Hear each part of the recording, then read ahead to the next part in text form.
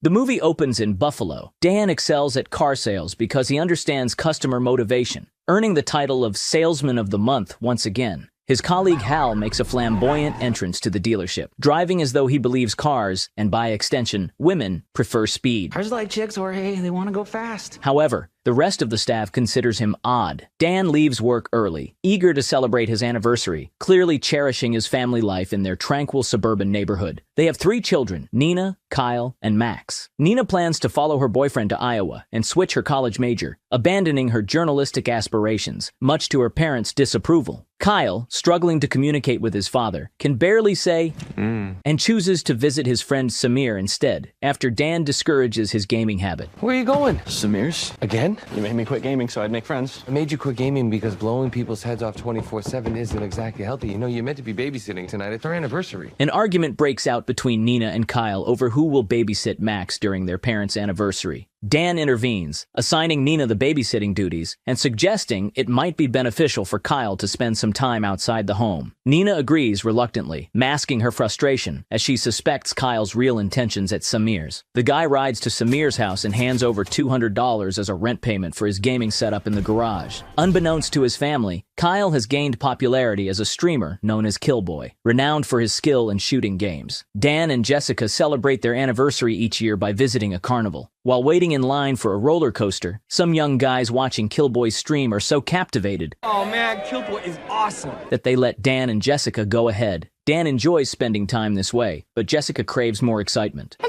don't know, you're such a creature of habit. I love that about you. Oh, we have sex on Thursdays? After an exhilarating roller coaster ride, Dan promises to make their outings less predictable. During a tender moment as they kiss, someone snaps a photo without permission. Dan confronts the guy, asking him to delete it, but the young man mocks him and escalates the situation by posting the photo online and insulting them, calling Dan a loser. Jessica urges Dan to ignore it, but the provocateur spills his drink on Dan, taunting Jessica about being with a wimp. Dan, struggling to control his anger, walks away despite the disrespect. On their way home, Jessica assures Dan she didn't want him to confront the bully, knowing his strong aversion to violence. Yet, she feels secretly disappointed in him. At home, Dan reflects on the incident. He expertly changes his son's diaper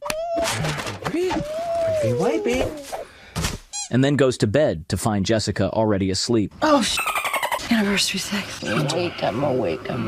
He mutters that he should have kicked that guy's ass, which makes Jessica laugh. Totally could have taken him, honey. Seeing her husband's disappointment, she apologizes for her reaction. The next day, Jessica vents her frustrations at a kickboxing class, where she strikes up a conversation with a woman named Gwen. While punching the heavy bag, she confides her troubles about their teenage daughter. Gwen reveals she is visiting Buffalo to see her ex. An accidental punch from Jessica lands squarely on Gwen's face, leading to an unexpected bond over smoothies. Jessica opens up about feeling trapped and frustrated with Dan's contentment with their mundane life. She reminisces about her earlier desires to travel and see the world. My husband, he's just so content being here. In Buffalo? Gwen, who turns out to be a travel agent, has to catch a flight, but leaves her business card with Jessica, offering a potential escape. While shopping with Max, Dan notices a suspicious man watching him, reacting swiftly when the man lunges at him. Dan pleads to put his baby down first. Really? So, at least let me put my kid down. But the thug is unyielding. Even with Max in tow, Dan deftly neutralizes the assailant, surprising the onlookers. Driving home, Dan navigates the streets like another famous TV family man, drawing curious glances from his neighbors, who sense a change in him. At home, Dan uncovers a secret compartment filled with guns, outdated passports, and stacks of cash. Alarmed, he contacts Augie, a former associate, to arrange new identities for his family, revealing they are in danger. Augie informs Dan that his old boss McCaffrey has been scouring the earth for him. Fearing the photo posted online may have compromised his location, Dan offers $500,000 for new IDs and sets a meeting in Las Vegas in 3 days. Meet me in Vegas in 3 days. Vegas? Why Vegas? I can't tell my wife I'm taking on vacation to Tempe, Arizona. Vegas I can sell. You haven't told them? Are you mental? Augie is shocked that his family doesn't know Dan was a professional assassin and urges him to tell his family the truth. Otherwise, it will be extremely difficult to run from McCaffrey's mercenaries with the family who has no idea what's happening. Hastily, Dan packs his family's belongings. In a rush, Dan heads to his children's school and interrupts an editorial meeting to ask for Nina. A classmate informs him that she hasn't been the editor for 3 months, likely due to her boyfriend's influence. He offers her $50 for Nina's location. I'm a journalist. I don't give people up. 100. Try under the bleachers. That's what I thought.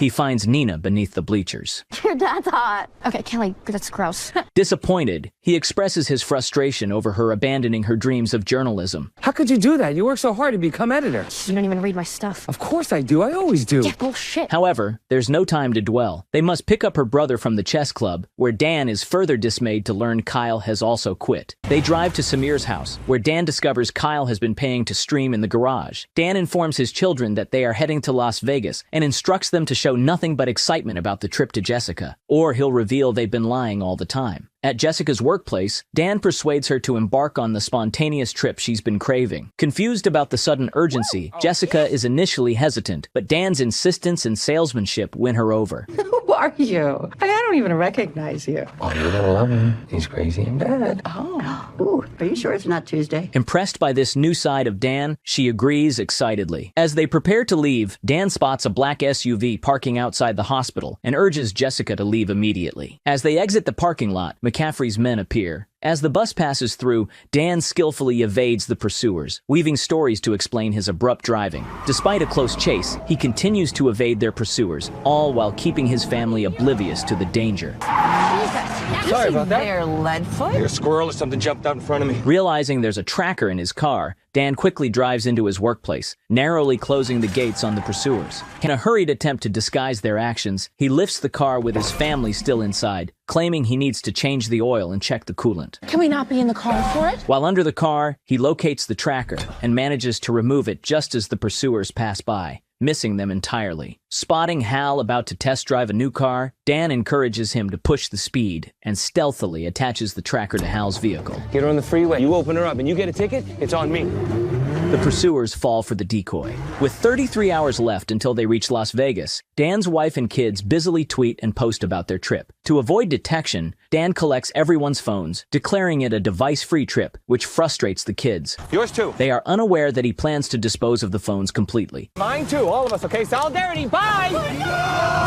No way you just did that. Oh my God, What? Dad. I just freed our family from the shackles of technology just like that. You've lost your mind. Now, without phones, they rely on old-fashioned navigation. At the travel agency, the clerk is amused when he hears they don't have phones and pulls out dusty old maps. I'm gonna need a credit card. Dan hands him a stack of cash, asking him to book a room in a Las Vegas hotel. For the first time in a long while, the family genuinely bonds. Singing Vanilla Ice's Ice Ice Baby on the road, the parents and eventually the kids join in, What is Ice Ice Baby? creating a memorable family moment. Meanwhile, McCaffrey personally visits Dan's house. His tech guy discovers Kyle's identity as the popular streamer Killboy. McCaffrey orders all his men to locate and intercept the van. Be tough for him to switch cars without tipping off the family. What makes you think they don't know? They're still with him. During the stop, Nina shares her critical view of Kyle's gaming career, echoing her boyfriend's sentiments. Oh, good. Trevor's here. Do you even remember what your own personality's like? No. Kyle says he misses the old Nina with her own personality, who used to be cool. While they talk, a girl recognizes Kyle and asks for a photo with him. In a bathroom along the way, Dan rehearses his confession to Jessica about his past life as an assassin, unsure how to break the news.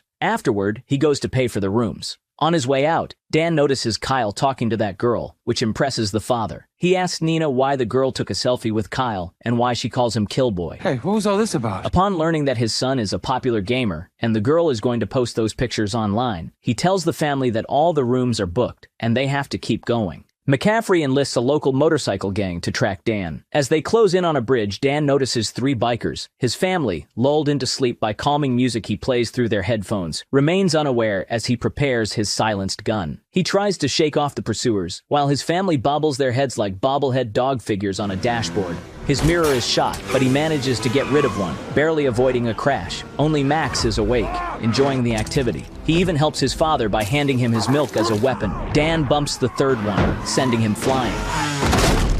What was that? There's a little bit of a pothole there. Actually, you see that? Hey, I was flying. After driving all night, Dan finally closes his eyes, but his family is awake, half a mile away from the college Nina wants to attend. She argues her way into visiting it. Jessica isn't keen on going to the college just to see Nina's boyfriend. We are not going to stop and see Trevor. Actually, meant that I wanted to see campus. Oh, But whatever.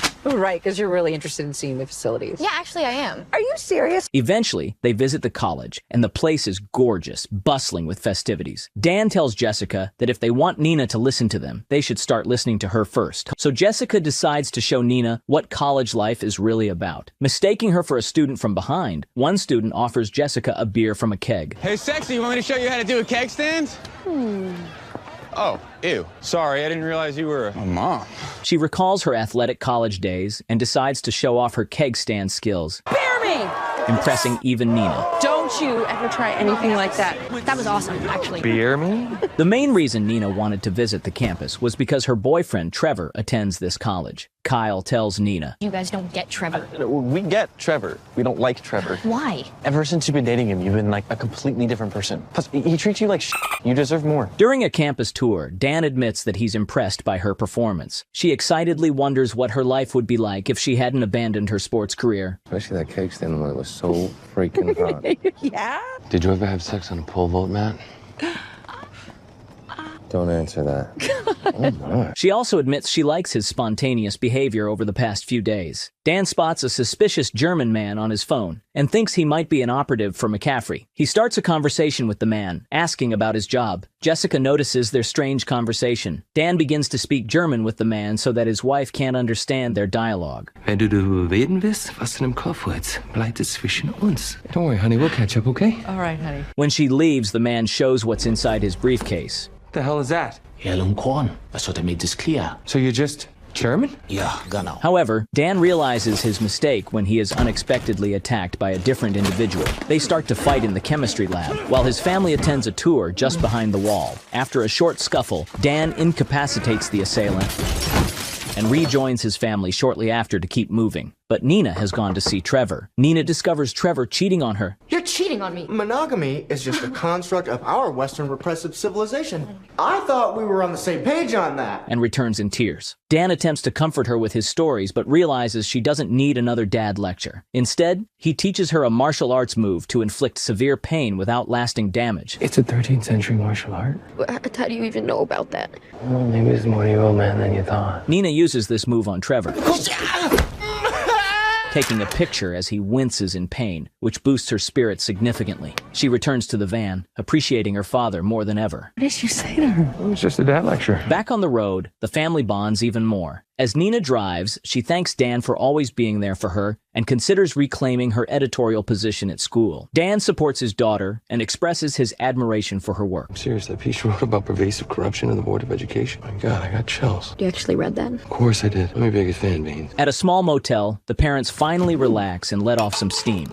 Wait, it's not Thursday. Jessica is enamored with the spontaneous side of Dan, feeling a difference in him. She suspects he was always like this before they met, and that he changed because of her. Dan reassures her that he changed because he didn't like who he was back then. The next morning, Dan calls up Augie, who is on his way to deliver the new identities to Dan and his family. The only problem is that he hasn't told them yet. You know, they might think that something's up when they have to change their name and leave the country. What are you waiting for? And Augie is freaked out upon learning that. He then sneakily returns the phone he stole and tries to prepare himself for the conversation. Kyle joins him, and they finally talk about him being a streamer. It's something he's good at, like pro-level good. He tries to explain to Dan how important it is to him. I know you think it's all just a waste of time, but it takes brains and reflexes. The Air Force recruits gamers. Yeah, maybe that's what I'm afraid of. He wants to prove it over a game of laser tag with Dan. Kyle proposes a bet. If he wins, he gets to start gaming again. If he loses, they will play ball in the backyard for 6 months. They agree on the first to 3 tags wins. This should be a breeze for Dan, being an ex-assassin and all. He gets the first and second tags. How are you doing this? Then Kyle retaliates with 2 of his own, mimicking Dan's tactics. Well, at least I don't need a DNA test. Eventually, Dan gets the last one. Kyle feels conned, but the two grow closer. On their way to Vegas, they really become closer, enjoying the trip. Upon finally arriving in Las Vegas, they stay in one of the top suites in the city. Before settling in, Dan heads downstairs to meet Augie, I gotta run downstairs for a sec. Don't let them raid the minibar, okay? That is not Minnie. who hands him their new identities and tickets for a one-way flight to Vancouver for a hefty price. Dan prepares himself as he plans to tell Jessica the truth over a romantic dinner while the kids babysit Max. Dan instructs them not to leave the suite under any circumstances. There's food in the supersized minibar. You do not open that door for anyone. You got it? All right, have fun. Be good. Not that he expects them to listen. Screw that, right? Oh, yeah. McCaffrey's men are already aware of Dan's location. Being a popular gamer, Kyle suggests visiting the HyperX gaming arena. Nina doesn't want to go to a place full of Kyles, but she has no other options. I think it's just down here. You're gonna love it. I already hate it. In the arena, he meets another popular gamer, Ran. Ran admits he has seen Kyle's streams and offers him a chance to meet Valkyrie and others. Ran gets to know Nina better and decides not to participate in the tournament. So is this your... Oh, God. No, I found him. Just over there. Valkyrie asks Kyle to take his place and join her team for the Counter-Strike finals. However, McCaffrey's people are also on their tail. As Nina gets comfortable with Ran, he admits that Valkyrie's team stands no chance. But when all her teammates are eliminated, Kyle single-handedly decimates the enemy team. Yes! Dan tries to tell Jessica the truth in a French restaurant, but is interrupted constantly. He starts reprimanding the waiter in French for the interruptions. What I was saying. Voulez-vous de poivre? Je ne veux pas de poivre. Je veux être seul avec mes femmes. Oh, I don't actually speak French. They just teach us enough to sound fancy. Putain. Jessica is astonished that her husband knows 2 foreign languages, something she was unaware of before. Lacking the courage to reveal the truth about his past life, he begins to explain it in French. Not understanding the meaning, Jessica finds his speech very melodic and sexy. He decides to postpone his confession a bit longer and go gambling with Jess. After a while, he decides to check up on the kids, but his call goes unanswered, so they head back upstairs. At the suite, Jessica is momentarily deceived by dummies set up to look like the kids sleeping, setting Dan's mind at ease. Jessica goes to freshen up while an ominous silhouette appears in the background. She sets up a romantic atmosphere with music and love mist. Love mist. Jess! Thanks to the mist, Dan notices laser sights and dodges the bullets. He grabs a bottle of Flecha Azul tequila, where Mark Wahlberg is the biggest investor. Flecha Azul, fool, I told you! Throws the bottle. Flecha Azul, fool, I told you! And shoots it, setting the assailants on fire and neutralizing them. However, Jessica is taken hostage. Dan puts down his gun, but subtly grabs a knife. When the assailant calls Dan by the name Sean, the grim reality hits Jessica. The assailant starts talking about his plans. And then I'm gonna have my associate at HyperX kill your kids. Dan neutralizes him as well, but the shock causes Jessica to vomit. Oh, that's normal, honey. Everybody barfs the first time. She then runs to the kids but finds the dummies. Remembering the assailant's mention of HyperX, she knows where to find them. Shut up! I don't want to hear it. I don't even want to look at you. I just want to find my kids. They don't have their goddamn phones because you threw them away! At the gaming arena, just as Kyle ends his game with 30 kills, Dan and Jessica arrive and pick them up. Dan finally reveals the truth. Because my former coworkers are trying to kill us. From Planet Car Deals? I'm not kidding around. Ask Max. Before I met your mom, I was a covert assassin. I escaped that life, and now they found us. That you are like the biggest wimp on the planet. However, the kids don't believe it until they are shot at. Taking cover behind a car, Dan neutralizes the mercenaries. Now it's Kyle's turn to vomit. Oh, it's okay, honey. Everyone barfs the first time. In the aftermath, as they take cover, Dan discloses the full extent of his past, including his role as one of McCaffrey's mercenaries responsible for 43 deaths. Kyle calls Dan a hypocrite because he banned him from gaming due to fake violence, yet he's an assassin. They now understand why Dan never wanted to leave the city and is so against social media. He hands them their new identities. Nina is now Molly Anderson. Molly Anderson? At least you got a real name. I'm Van. I'm a vehicle. After 18 years of lies, the family refuses to accept him. Jessica decides to leave him and will take responsibility for the kids. There's a stranger named Sean. Archibald Anderson. Oh, damn it, Augie. She calls Gwen, asking for help, while Dan is left to guard outside until the very morning. Despite Dan trying to explain that it's not safe and McCaffrey will come after them, Jessica just tells him to make it safe and stay away from them. When Jessica arrives, she is amazed to see Gwen waiting for her in a private jet. What are you doing here? I wasn't expecting all this. I was on a layover nearby and I thought, I'll just come get you myself. On the jet, Gwen tells Jessica about her ex in Buffalo. They were together for years, and he left her to marry another woman. You met her? I had to. He created this whole life with this woman. I needed to see what she had that I didn't. What did you do? I did what I do best. I got close. I won her trust, and then I just waited patiently for her to walk into my trap. Jessica realizes she's talking about her. She tries to flee, but McCaffrey is already there. McCaffrey gives Dan a call, showing that his family is in captivity. He arranges a meeting in an abandoned hotel. McCaffrey's henchmen are all over the place. Hello, old friend. He brought you in for this, huh, Spiros? He brought everybody. Dan is flattered. Arriving at the penthouse, McCaffrey asks for a sarcastic hug. It turns out he's Dan's father. I'm sorry, what? I'm your grandfather, Kyle. Oh my God, we're British. McCaffrey wanted Dan dead because he abandoned him. But for the past few days, Dan has wasted every man McCaffrey sent after him. So he felt pride in his son. And now, McCaffrey wants him back. If Dan comes back to work for him, he will let his family go. But on one condition, he'll never see his family again. But no contact. Can't have you going soft on me again. And if he refuses, his family dies. With no other option, Dan agrees to do it. McCaffrey orders his henchmen to escort the family to the airport. Suddenly, the kids' morals kick in. They want Jessica to protect Dan. Kyle childishly pushes elevator buttons. While the kids try to persuade their mother that they can't abandon Dan, Jessica starts changing Max's diaper and stuffs it in the bad guy's face, throwing him off to his death. They will go get their dad back. While McCaffrey goes to make some arrangements, Gwen uses her feminine wiles to seduce Dan back into loving her, ignoring the tech guy. She's aware of Dan's tactics. The family is there to rescue him. As he puts Gwen to sleep, the tech guy is taken captive. Dan apologizes for keeping secrets from Jessica and promises to always tell her the truth. When was I going to tell you? On our first date? Our second? When you were pregnant with Nina, or by our fourth? What? Do the math, Nina. He wants to be her husband and a loving father. Meanwhile, McCaffrey notices that something is wrong. By the way, the tech guy is Kyle's fan. Kyle tries out the drone, and it turns out Dan is really good with technology. You're not anti-technology, you're awesome. The henchmen are coming. He tells his family to go to the roof, and he will deal with them. Kyle will be his eyes and ears. Kyle uses the drone to spot McCaffrey's men and relays information to Dan, who, despite the numbers, skillfully deals with them. McCaffrey notices that the drone is aiding Dan and wakes Gwen up to find the family. Dan tells his dad to call it off. Call it off now! But he doesn't listen, and despite 10 guys shooting with automatic rifles, no one manages to hit Dan. Noticing the elevator going up, Jessica hides the kids and shoots as the elevator arrives, but Gwen just chilled on the left. Gwen taunts Jessica, knowing that she has an advantage in hand-to-hand combat, not taking her seriously. You think you can beat me because you took some kickboxing classes? You know I do this for a living, right? With solid cons still, Kyle says there are 9 guys left. Dan knocks them out one by one, making McCaffrey proud. He finally shoots down the drone. Meanwhile, in the prolonged catfight, Gwen comes out victorious, burying Jessica under a pile of rubble. McCaffrey knocks Dan down and has a clear shot at him, but he has to yap about how family has made him weak. Meanwhile, Gwen corners the kids, and that gives Jessica the strength to lift up the debris, but she is still thrown around like a sack of potatoes. Dan manages to remove the bullets from McCaffrey's gun, so they resort to hand-to-hand combat. Being an ex-decathlete, Jessica picks up a bamboo stick and attempts an athletic jump, but fails miserably. Gwen thinks it's funny when Jessica tries again, but this time, Jessica throws it like a spear. There's 9 other events, bitch!